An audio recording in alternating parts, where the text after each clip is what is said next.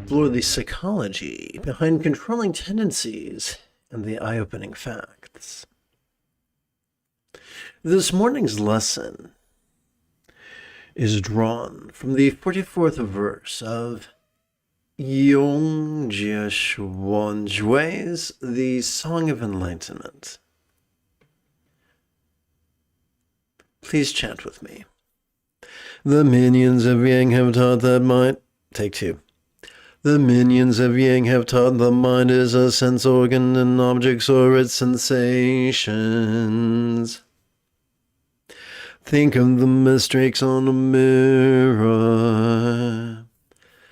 and light finally shining when the streaks are gone. But the acolytes of yin insist forget the mind and objects. It is your nature that is important. So let's talk about controlling tendencies. Where do they come from? To understand the origin of our controlling tendencies, it can be useful to review the contrast between spiritual patriarchy and spiritual matriarchy.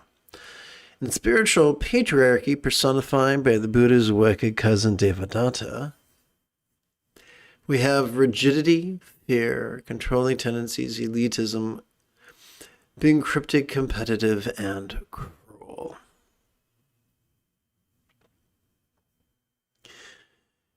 It is our rigidity, it is our fear, it is our controlling tendencies that drive our controlling tendencies. What then is their opposite? Well, when we look at the life of Gautama, the personification of yin, we see one being flexible, loving, laid back, egalitarian, lucid, cooperative, and kind. The key to the antithesis of our controlling tendencies is to be flexible, loving, and laid back. This is the path to peace. This is the path to love. This is the path to joy. The primary physiological culprit driving our controlling tendencies is located towards the bottom of our brain. It is the amygdala, seat of anxiety and aggression.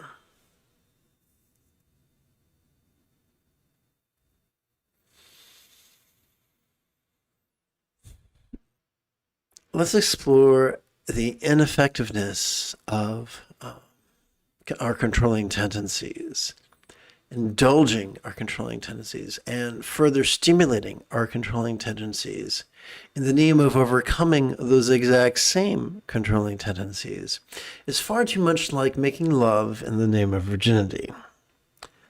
I don't know about you, but I've met many control freaks.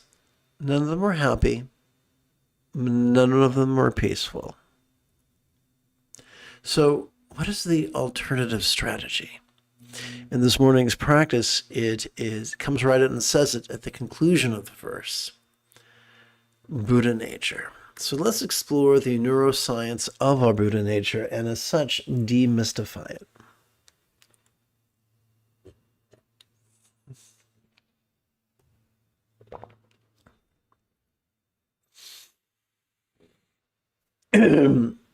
What is the seat of mindfulness?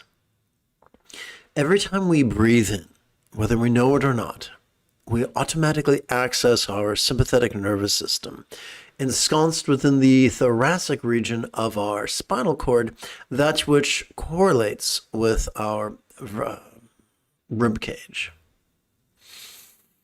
Now, the sympathetic nervous system did not evolve to support the two extremes of mind blanking or active concentration, but instead evolved to support us to simply notice things and to do so vulnerably, passively, viscerally, and randomly.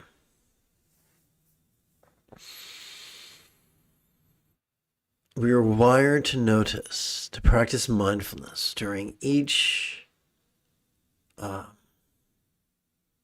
inhalation. And remember, contrary to the ravings of popular self-help teachers, mindfulness is not prancing about the countryside, labeling every perception.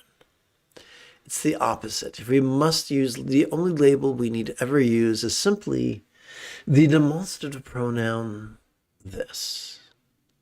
This can be adhered to every sight, sound, sensation, flavor, scent, and the like. It can be adhered to every emotion, intention, thought, memory, and imagining.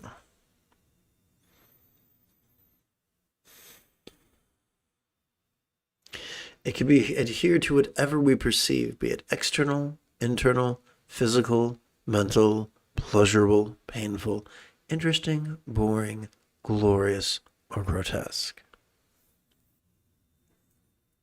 Let's turn our attention now to meditation. Every time we exhale, whether we know it or not, we access our parasympathetic nervous system. It too is ensconced within our spinal cord in both the lower lumbar region, correlating with our pelvis, and the tippy top of our cervical region, corresponding to the top of our neck or the bottom of our brain. It has evolved to support both physical relaxation and mental release. That is exactly what meditation is. Our controlling tendencies would say we don't need mindfulness, we need to actively concentrate. Our controlling tendencies say we don't need to physically relax and mentally release, we need to contemplate and analyze and compare and contrast and convince and tell ourselves tales. But the science does not bear that out. Just behind our forehead, it's a region known as the anterior cingulate gyrus. It functions as the hub of our mirror neurons, the seat of empathy. The more we practice mindfulness and meditation, the more we experience spontaneous empathy. The more we experience the highest empathy, which is spontaneous and uncontrived. The more our choices, utterances, and deeds flow from love's centered spontaneity, the better our life seems to work out. So here is the golden irony. The more we try to force things, the more our lives turns to shit. The more we strategically and effectively practice mindfulness and meditation, the more love we have, the more centered spontaneity we have, the more things turn out optimally all on their own.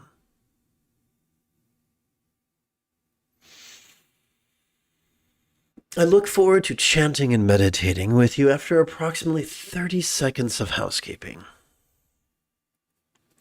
This is Lama Jigme Gyatso of the Buddha Joy Meditation School.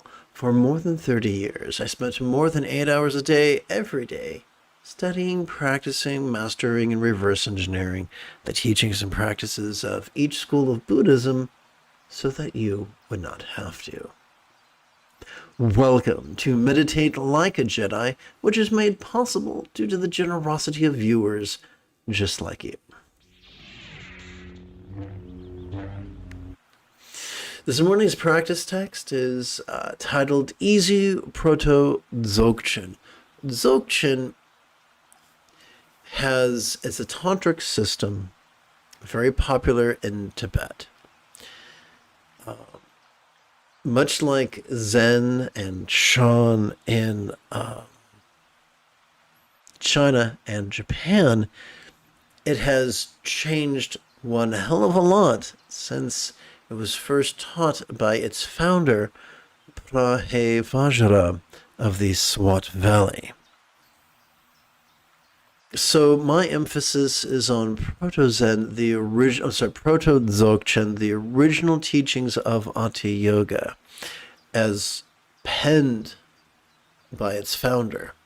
Now, as with most things with patriarchy, when patriarchy comes across ancient texts that contradict it, patriarchy will either denigrate those texts or forbid the reading of those texts, threatening people with hell if they read them, calling them forbidden texts.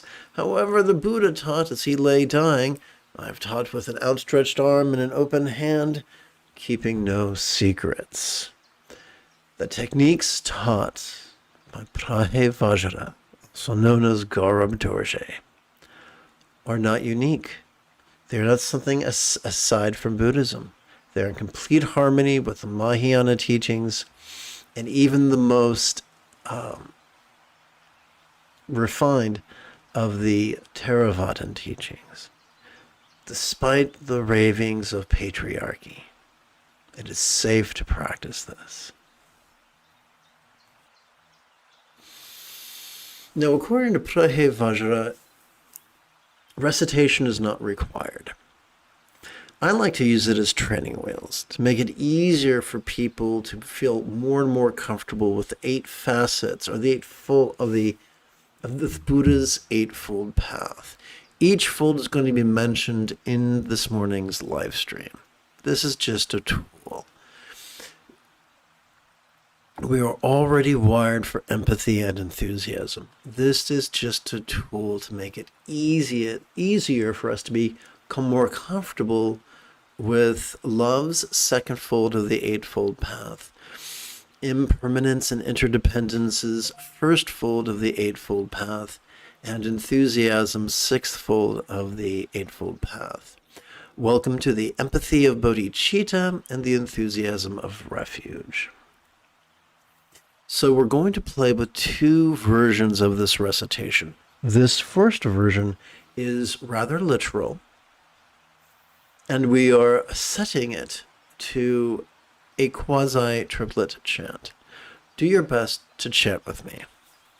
May I liberate all beings from the tyranny of hating, craving, and clinging by relying on thee, Buddha's example, instructions, and students.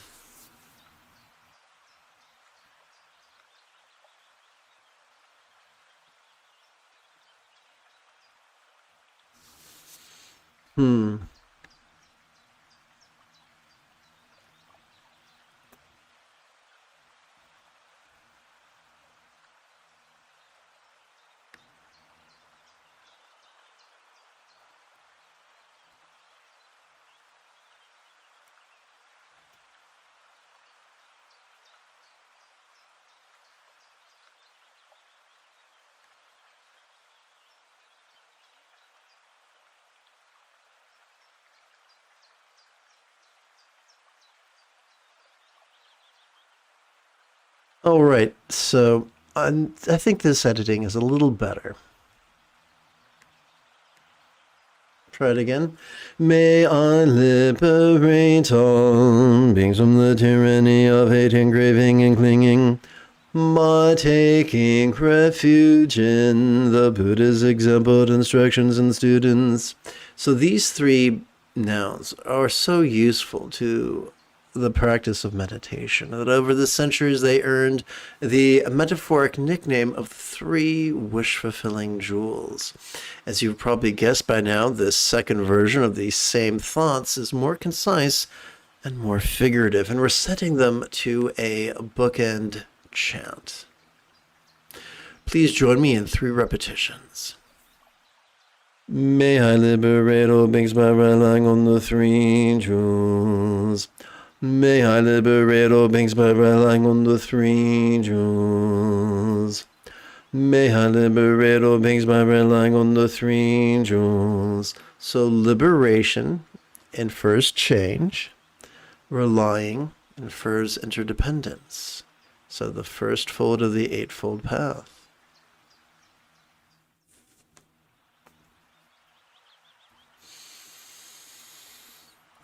And now, allow me to remind you that although mindfulness and meditation are known by many names, whether we call it Satipassaddhi, Chan, Dhyana, Proto-Zen, Mahamudra, Mahasandhi, Ati Yoga, Dzogchen, or Trekcho, in the words of Billy Joel, is still rock and roll to me.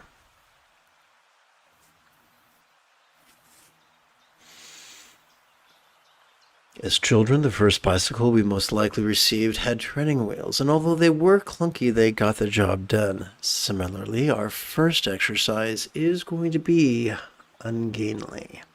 During our inhalation, let's silently and mentally recite perceiving this very turbulent play of mind. During each exhalation, let's silently and mentally recite relaxing into mind's non-graspable nature.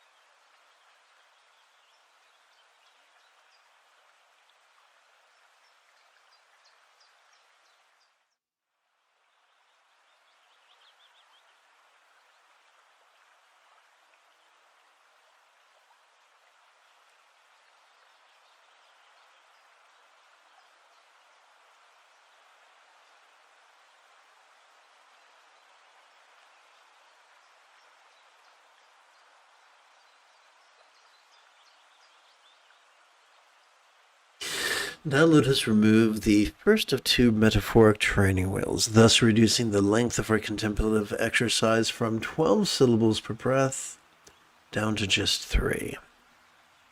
This next exercise is very physically oriented. During our inhalation, we can silently and mentally recite sitting tall, reminding us to sit in a manner that generates a vertical traction between our tush and our head, while maintaining a forward-facing gaze. During each exhalation, let's silently and mentally recite relaxing.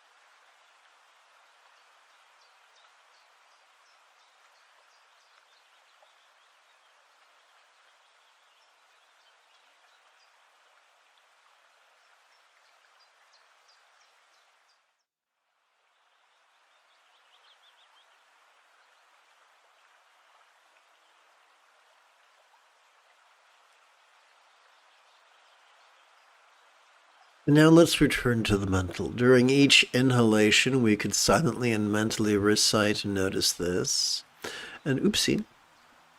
And during each exhalation, we could silently and mentally recite, relaxing.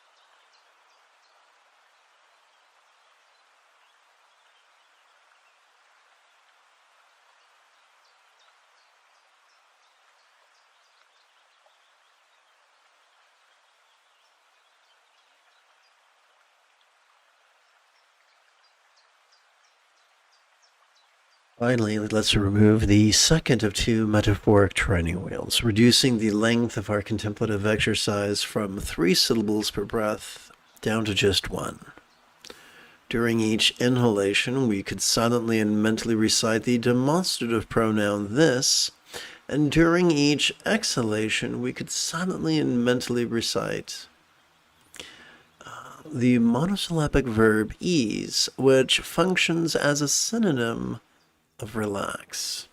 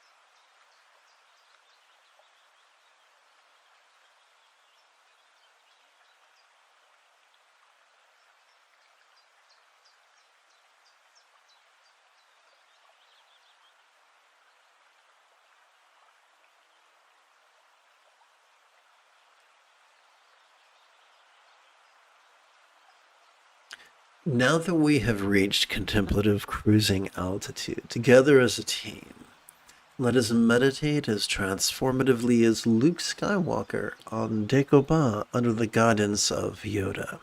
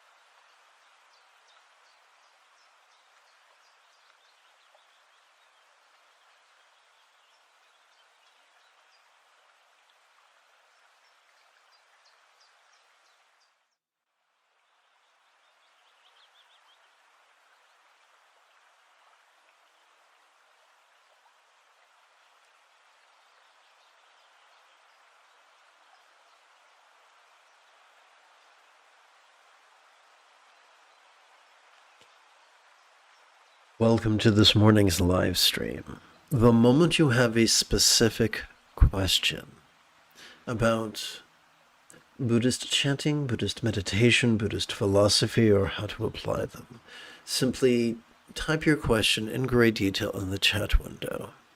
Please do not wait to type your question until the very end, for by that point I will be so tired that my brain will have turned into silly putty. For both of us, it would be optimal for you to strike while the iron is hot and type your question as soon as it weighs heavy upon your heart.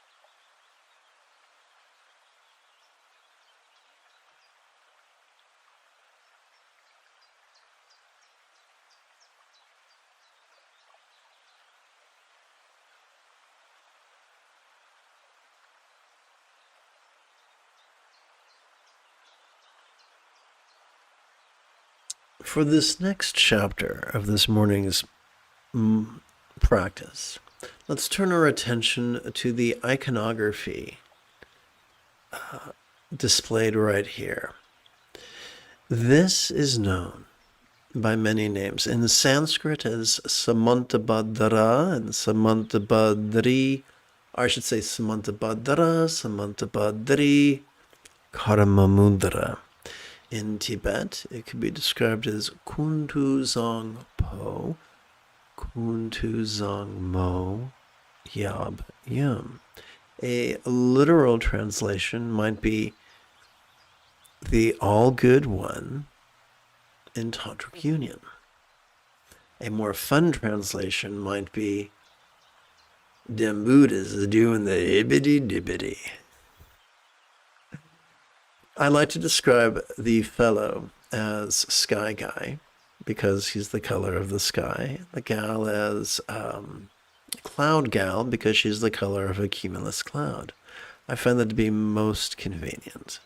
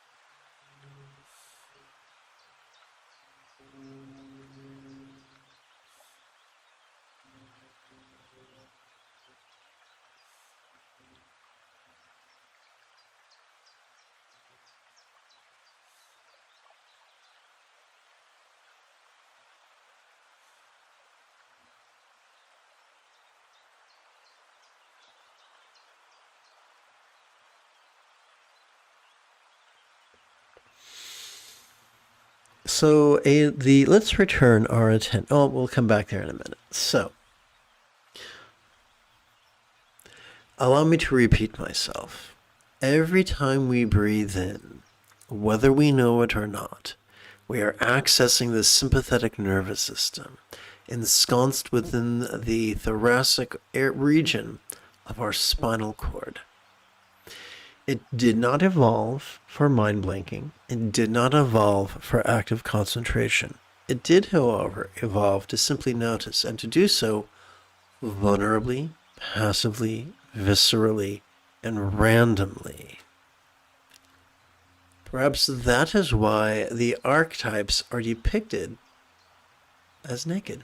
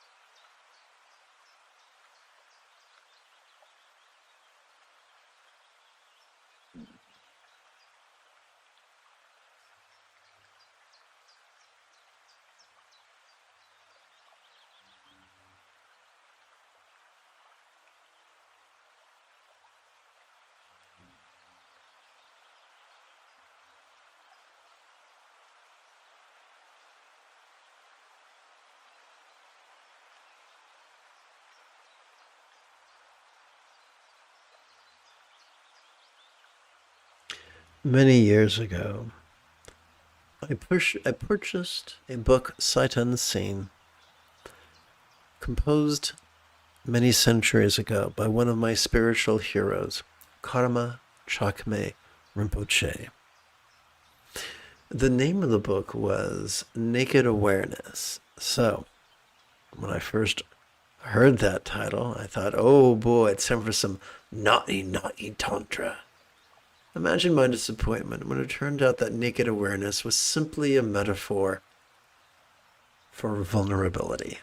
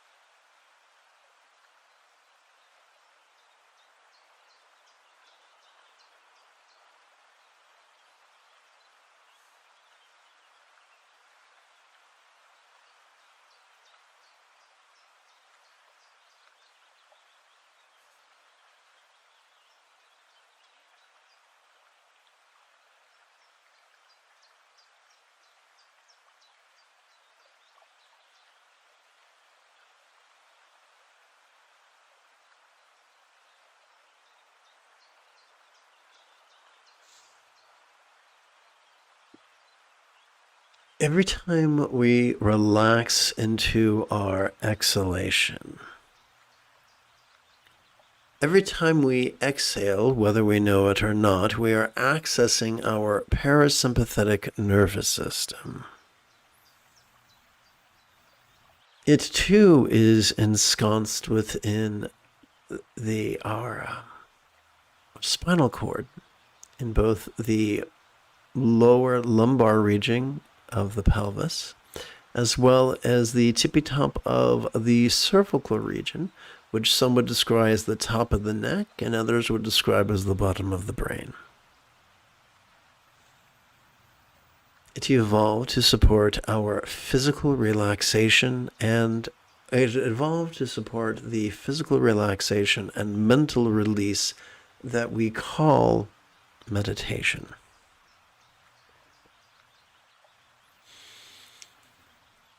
Every time we relax into our exhalation, whatever we noticed during our inhalation could begin to feel as if it was as non-graspable as a vast empty void, like the illusion of the infinite azure sky on a bright and beautiful cloudless morn, which, although could be tantalizing to the eye, is intangible to the hand.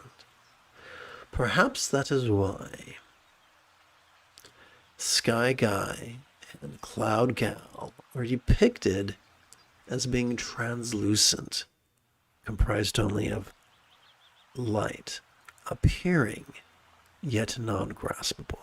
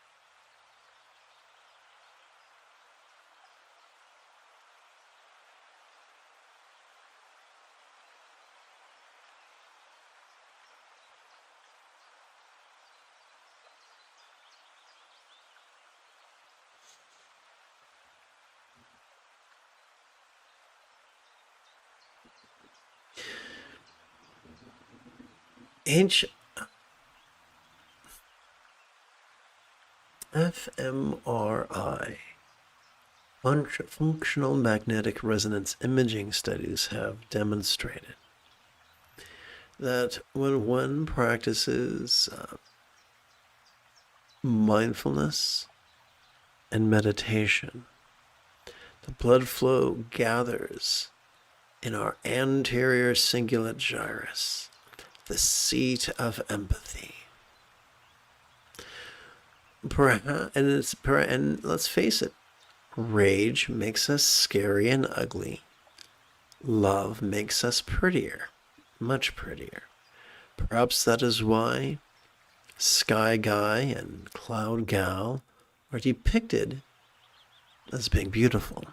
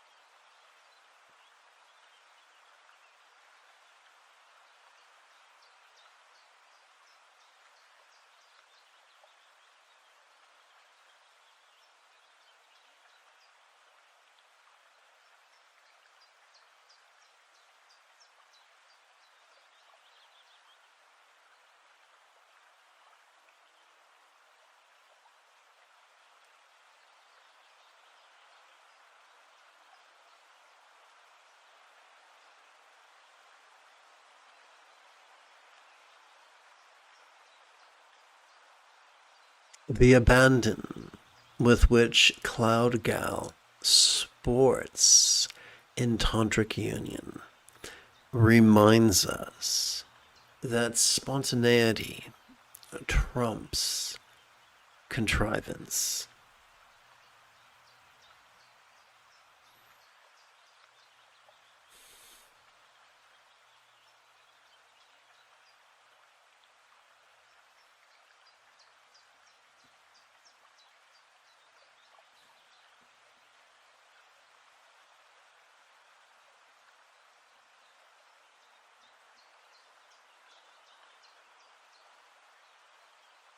Oh, yes, by the way, mindfulness is the seventh fold of the Buddha's Eightfold Path.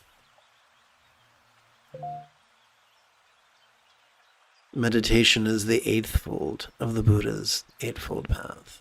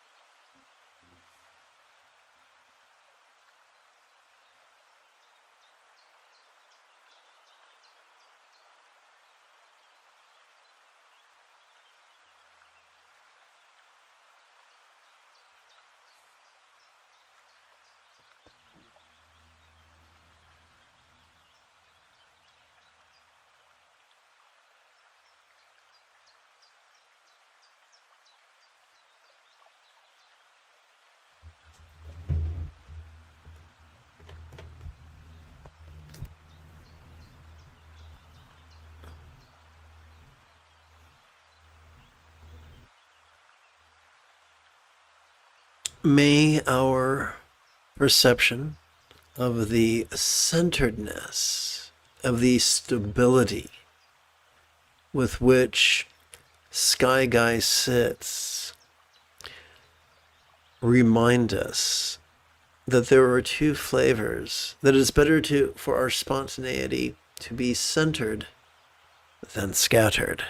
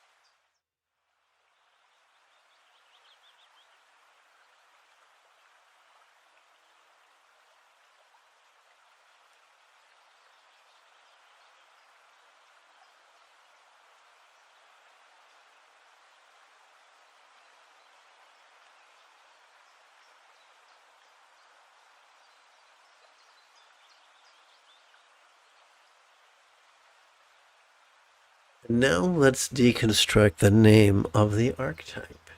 The archetype, the name, Kuntu Zongpo Yabyum, literally translates as all good one. We already possess a Buddha nature. We do not have to work to practice mindfulness. We are already evolved to notice during each inhalation. We do not have to work to practice meditation. We are already wired to let go during every out breath. We do not need to work to have empathy spontaneous and uncontrived.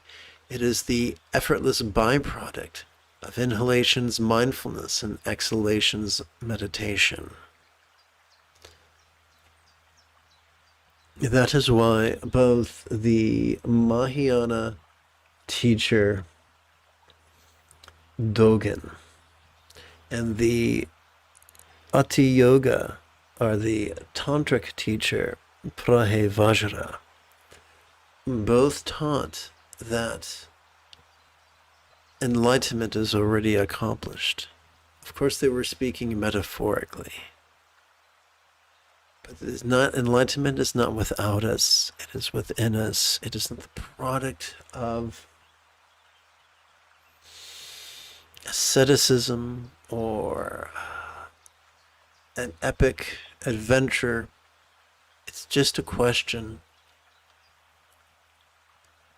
of stepping out of our own way. Consider, if you will, the image on the far right. Great big spinal cord and a brain. Kind of like a tadpole, right? Well, this brain can get in our way, can undermine the work of our autonomic nervous system. Perhaps that is why we treat it sometimes like a little kid and allow it to be mama's helper or papa's helper. So when papa's working on the car, the little kid holds the flashlight and feels very important. Similarly, our mind can silently and mentally recite the demonstrative pronoun this during each inhalation.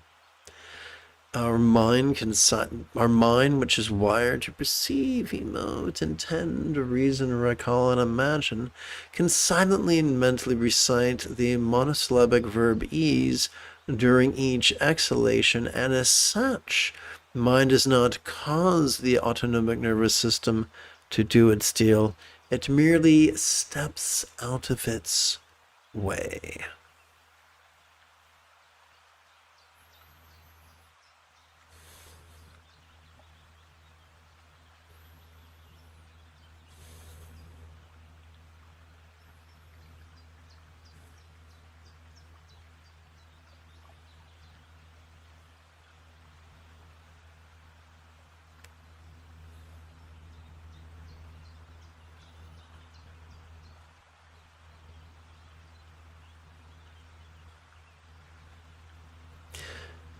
When members of patriarchy stumble upon the teachings of Dogen or Prahevajra, because they are rigid, they view metaphoric statements as literal statements and resort to the continued rigidity or the further rigidity of blind faith.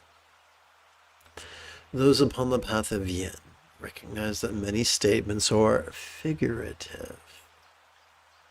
And so when they hear that Zazen is enlightenment, or Zazen is Satori, or when they hear that we are already enlightened, they interpret it figuratively, meaning that when we sit in meditation and get out of our own way, the natural mechanisms in our central nervous system help us to be the person that our dog already thinks we are.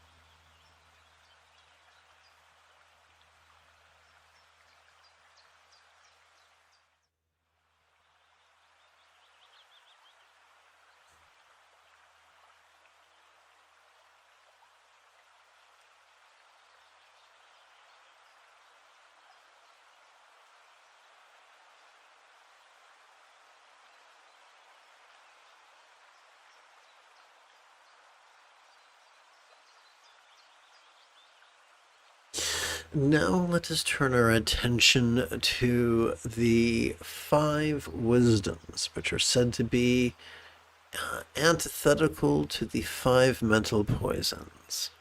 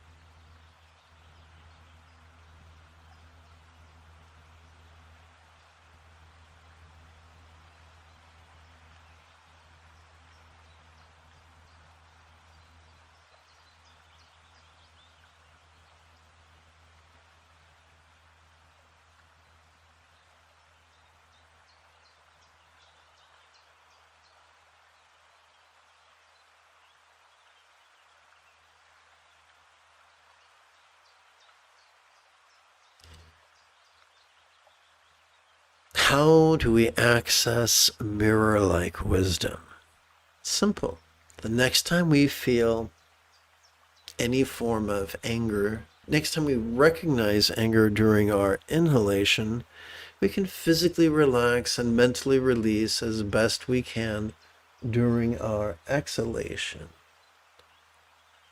causing that anger to feel as if it was as non-graspable as a vast empty void.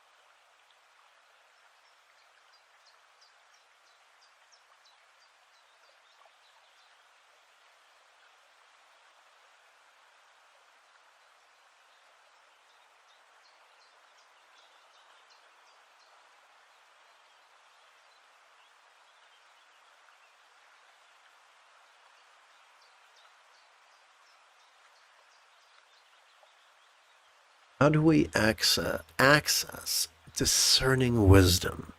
Simple. The next time we perceive craving during our inhalation, during the next exhalation, as we physically relax and mentally release, that exact same craving can begin to feel as if it was as non-graspable as a vast empty void.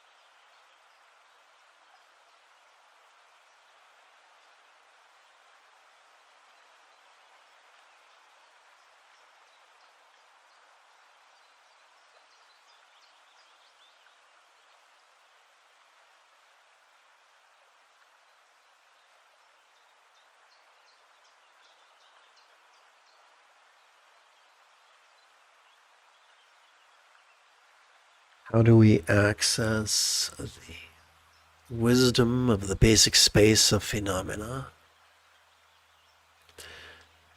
The next time we notice befuddlement during our inhalation, simply by relaxing into our exhalation, that exact same befuddlement could begin to feel as non-graspable as a vast empty void.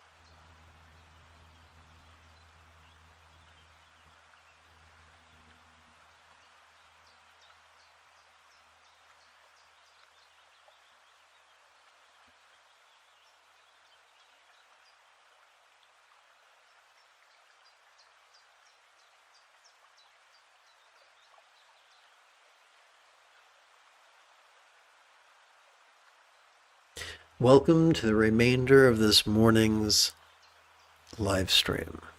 The moment you have a specific question about Buddhist chanting, Buddhist meditation, Buddhist philosophy, or how to apply them, simply type your question in great detail in the chat window.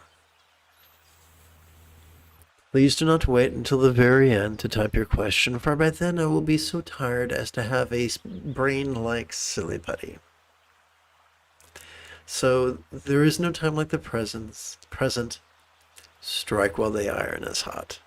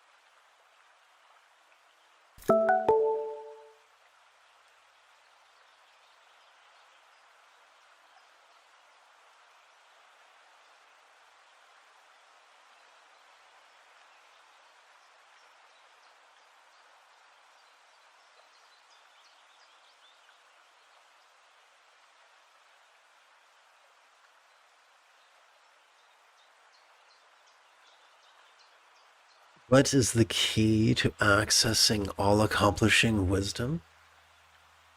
The next time we notice jealousy during our inhalation, during our very next exhalation, we can physically relax, mentally release, and as such, that exact same jealousy could begin to feel as non-graspable as a vast empty void.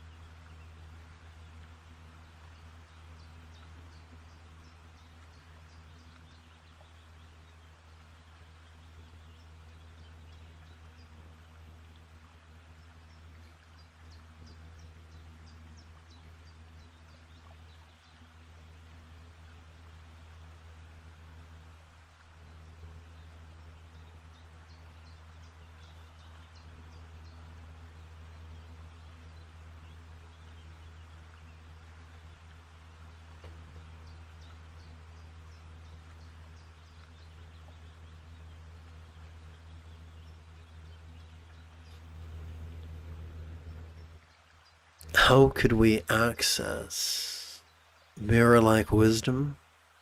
No, I take that back. Equalizing wisdom. Simple. The next time you notice pride during an inhalation, during the very next exhalation, physically relax and mentally release, and you will feel that pride begin to feel as non-graspable as a vast empty void.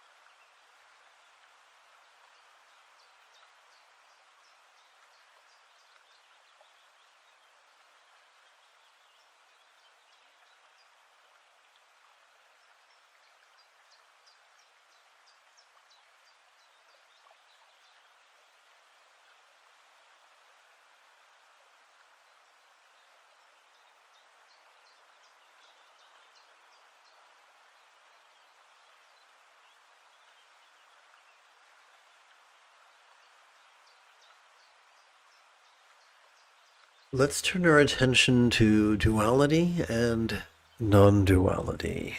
During each inhalation, we are wired to perceive duality. During each exhalation, we are wired to transcend it. Is one greater than the other? No, both are required. To paraphrase the South Indian Buddhist philosopher Nagarjuna, perception is conventional reality. Release grants us access to ultimate reality. To paraphrase the late tutor of the 14th Dalai Lama, Dilgo Khyentse Rinpoche, just as a bird cannot fly with one wing, we need both awareness and release to ascend to nirvana.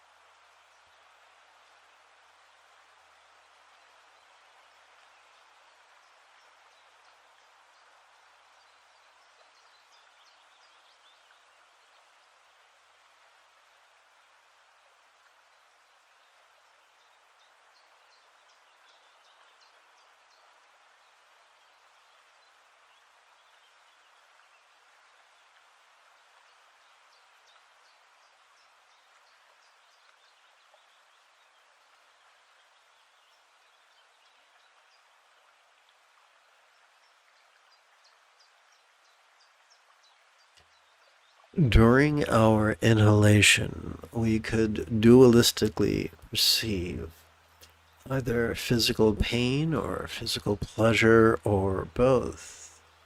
But as we relax into our exhalation, they simply become just sensation.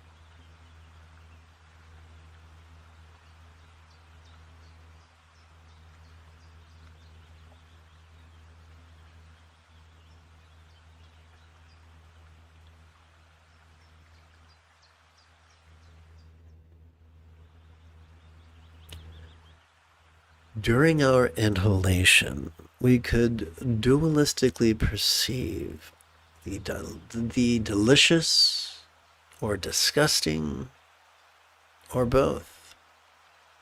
Yet as we relax into our exhalation, the duality could collapse into simple flavor.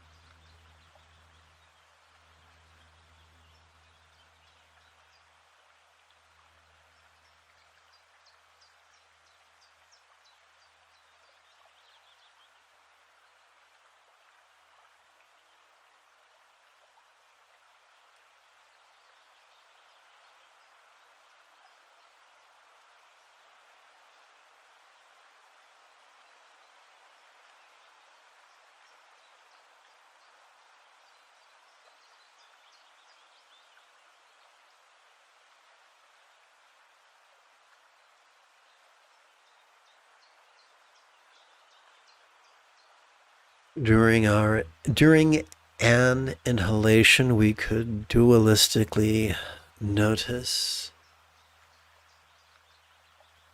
the fragrant or the pungent. Yet as we relax into the next exhalation, that dualistic experience could collapse into the simplicity of mere scent.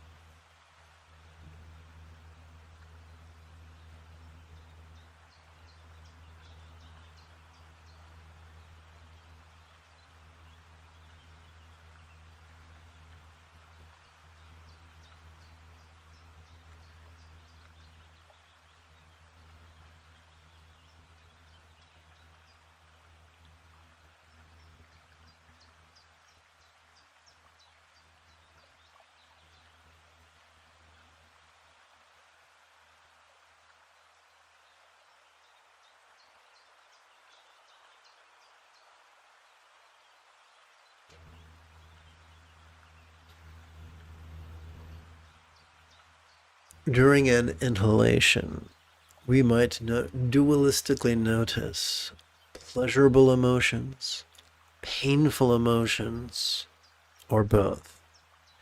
During the next exhalation, we could physically relax and mentally release, thus collapsing that duality into the simplicity of simple emotion.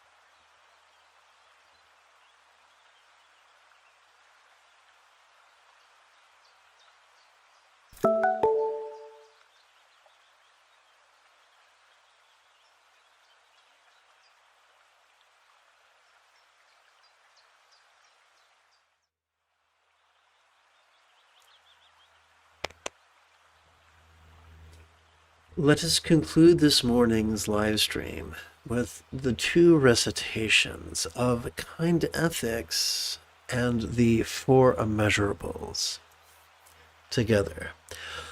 May all beings practice of kind communication, conduct, and calmness flow spontaneous and uncontrived. And so kind communication is the 3rd fold of the Buddha's 8-fold path. Kind conduct is the 4th fold of the Buddha's 8-fold path.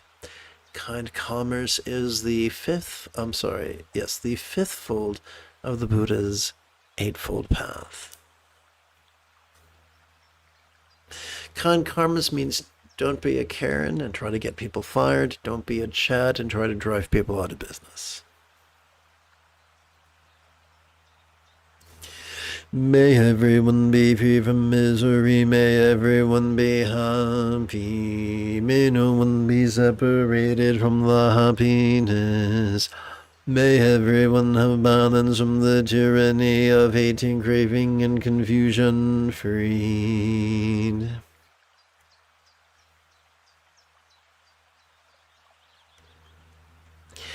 If you feel that I have earned it, you could give this live stream a thumbs up. You could even help support this channel. In approximately 10¼ hours, I would very much like to return to lead today's evening meditation class and group practice. And if you are as geeky as me, may the Force be with you always.